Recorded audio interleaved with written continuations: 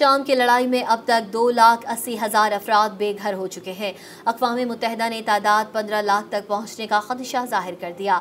अक़वाम मुत्तहिदा का कहना है कि शाम में जारी लड़ाई में इजाफे से सिर्फ एक हफ्ते में 2,80,000 अफराद बेघर हो चुके हैं।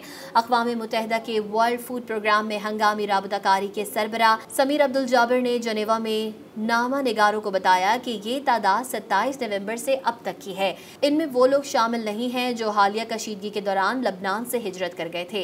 उन्होंने बेघर अफराद की तादाद 15 लाख तक पहुँचने के खदशे का भी इजहार किया। ये वाक़या ऐसे वक्त में पेश आया जब हमसाया मुल्क लबनान में इजराइल और शाम के सदर बशार अल असद की इत्तेहादी हिजबुल्लाह के दरमियान 2 माह से जारी जंग के बाद जंग बंदी हुई है, जिसके नतीजे में लाखों अफराद शाम की तरफ नकल मकानी पर मजबूर हुए हैं। WFP ने मुतनब्बे किया कि शाम में खाना जंगी शुरू होने के 13 साल बाद मुल्क में बड़े पैमाने पर नकल मकानी बरसों के मसाइब में इजाफा कर रही है। समीर अब्दुल जब्बार ने कहा कि WFP और दीगर इमदादी इदारे इन अफराद तक पहुँचने की कोशिश कर रहे हैं और उन्हें महफूज बनाने के लिए काम कर रहे हैं। उन्होंने इस बात को यकीनी बनाने के लिए मजीद फंड्स की फौरी ज़रूरत पर भी जोर दिया है और कहा है कि इंसानी हमदर्दी के कारकुन नकल मकानी के लिहाज से किसी भी सूरत हाल के लिए तैयार हैं।